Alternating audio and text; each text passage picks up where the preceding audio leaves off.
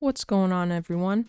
In this video tutorial, I'm going to show you how to turn your photo from this to this. This can be done really quickly, really effectively, and simply through something in Adobe Photoshop called Camera Raw Filter. I'm kind of going to go through a step-by-step process on how I usually go through Camera Raw Filter to make my photo transform to a much more visually appealing photo. It's a quick way to push your photo an extra mile and kind of boost it up to the next level. And I don't really see too many tutorials about this, specifically in toy photography. So I really kind of wanted to show how I do that and how you can also follow this method to improve your shots as well. Okay, so first thing you're going to want to do, you're going to want to go to Filter and click Camera Raw Filter. Now it's going to pull up another window here. And here on the right, we have our basic sections that we're going to go through. Now, if you've ever used Adobe Lightroom, this should look really familiar to you.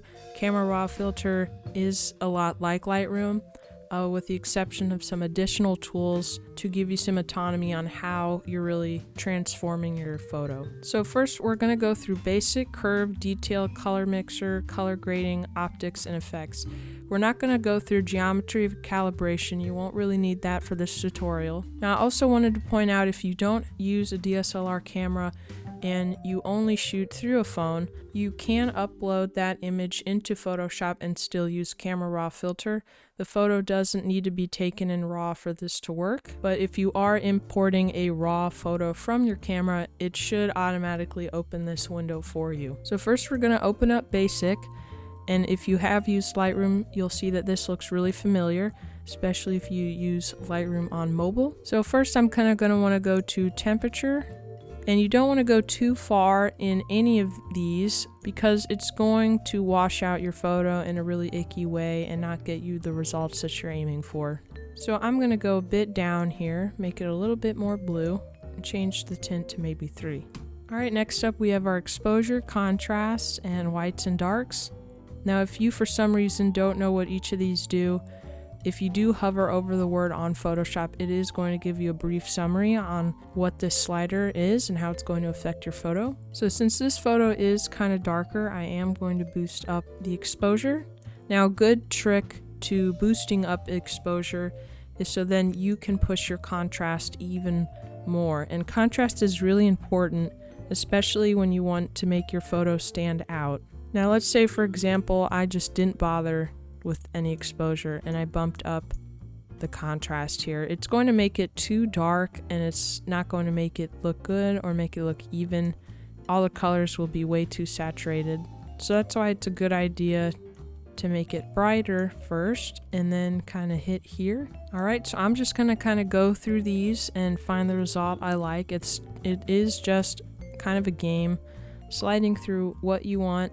And you don't want to go too high in these because, again, it is going to wash out your photo pretty badly. So since I'm trying to make this photo brighter overall, I am going to boost the highlights and whites just a little bit up here. As for shadows, I don't want to make it too bright, so I am going to lower these just a little bit. All right, so once that's done here, you'll see texture and clarity. Now, these are going to be very important, and they're going to be our last step here in this process, so I'm going to skip over them for now. But next we have dehaze, and if you're using anything like atmosphere, aerosol, or fog in your photo, dehaze is kind of going to make that pop out more, or it's going to take it out while also boosting up the contrast way too much here if we go all the way to the end. So you do always want to nudge these a little bit in either direction to not make the effect too strong. So I am kind of going to push it down here a little bit. It'll make it a little brighter and it'll show my atmosphere aerosol a little bit more that I kind of pushed here. Next we have vibrance and saturation. Now again, you really don't want to go too far in either direction depending on the photo. But for this, I am going to just do it down a little bit. It's a good idea to nudge these just a little bit down in order to keep your colors natural after we've done this process. All right, so we can go ahead and collapse Basic now. If you toggle the visibility here on the right, you can see that we've already pretty much changed the photo just like that. So next we have curves. Curves is going to be highlights, lights, darks, and shadows once again. This is kind of a little I like to think of them as mini games, and there's no right or wrong answer here. You just play around, see what you like, but you do want to keep a good balance between the darks and the brights. So I'm going to keep it there, and we can see here that it only just changed the photo just a little bit, which is good. Next we have detail. Now if you are importing a raw photo straight into Camera Raw, Photoshop is going to automatically default these settings to 40 and color noise reduction at 25.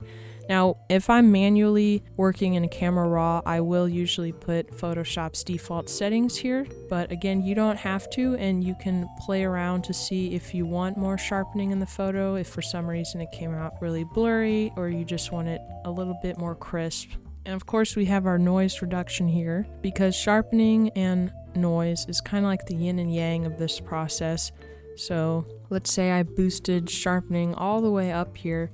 We are going to notice that there's more noise now in the photo, but if we boost noise reduction, it is going to kind of squish this out, make it look more like a painting and a lot softer. So I'm going to go ahead and keep it again at the default settings. Can collapse that. Next we have our color mixer and color grading. Now this is also a really fun tool, and it gives you a lot of autonomy on how you're affecting each and every color in your photo through the hue, saturation, and brightness of the color. So here we have our basic colors, and we can see that this photo is going to be primarily blue. So I'm going to come here to blues and see if I want to go more purple or pink or more turquoise and green. So I'm actually liking a little bit more here. Alright, so once you kind of play with that and you like what you see, you can go over here to saturation. Now through that process of hue, we have kind of really made everything kind of a bit too blue. So it's a good idea to always tone it down and try to keep it as natural feeling as possible.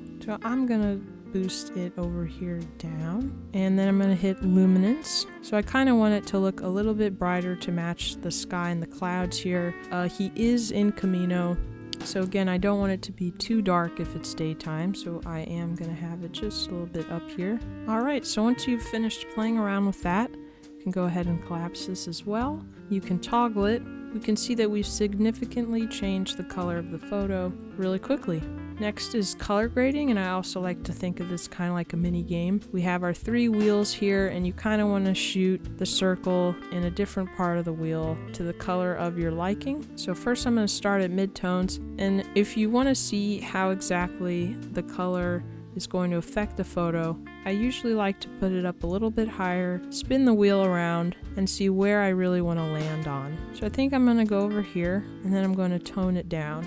I usually like to go under 10 here and only rarely under 20. You don't want to go too high because then it is going to make it look way too washed out in that color. So I'm kind of liking here. Now you can see there's another toggle visibility button right here, and you can see exactly how you've changed it. And if for some reason you're saying, hey, I actually like it how it used to be, you can always push this back into the middle and forget it ever happened. Next we have shadows, and shadows is more often than not going to be the most important one, the one that the change shows a lot more.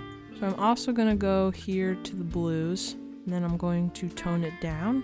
Alright, so I'm liking that. And what these two have just done for us is make the whites look a little bit more blue to kind of blend in with the overall blue colors that we have here to match with Camino. You know, we have blue waters down here, blue sky over here. So if this was just bright and blazing white, it wouldn't really feel like it fits very well, right? So this kind of ensures that everything looks a little bit more blue. Next we have highlights. Highlights is going to be one of those that you really don't want to go too high on, especially because it is going to kind of ruin the progress that you've made with the other 2 wheels. So I'm once again kind of going to go here to the blues and do it really low. Alright, so once you find where you want each circle in the wheel to be, we can go ahead and close this, and you can see how what I was talking about earlier, everything kind of just blends in a little bit more with the blue. So next we have our optics, and a really fun, quick tool I like to use is the vignette right here. It's going to add some darkness here and to the bottom. I'm going to keep it at 50. I'm going to go to effects for more of that effect, but it's going to be a lot more round and kind of spot-like shape. Now you don't want to go too hard in this because then it's going to look really obvious. So you want kind of something subtle to make the scene feel more intense and really focus in on the character here. Now again, you don't have to use these, especially if your photo isn't focusing in on the center or of one thing specifically. But if you do kind of just want to have a nice little black closed in effect, I like using optics and effects for that. Alright, so next we have our last step here. We're going to hit this button, masking, and we're going to hit brush. We're going to scroll down and we're going to go to effects and that texture and clarity that I was talking about earlier. Now this is going to be our last most important step to really make the photo pop out as much as it can. So I'm going to go ahead and just put these really high. I'm going to take my cursor, and I usually like to start off with the head and just paint all around the photo. Alright, so once that's finished, you can see that it dramatically changed the photo, and it kind of gives it more of a gritty, darker feel to the photo overall. That's why I really like to use this effect. I also think it makes the details and the sharpness stand out even more than it did before. Now, of course, if you find, hey, this is looking like way too much, you can always put it down and keep the other one high, or vice versa. So I think I'm going to do that. And once you find where you like it, we can go ahead and press OK to commit the changes. Alright, so just like that, we can see how much it really did change the photo quite a lot. And of course, if for some reason you didn't like what you did in Camera Raw filter, you can always delete it off the smart filters in the image, or just go ahead and drag that original image back in and start over. There's no right or wrong way to do it. You just want to keep in mind about having a good balance between colors, the blacks, the whites, the contrast, everything kind of going on with the tools at your disposal. And yeah, so it's a pretty crazy change. I don't really see many tutorials or hear many people talking about this tool.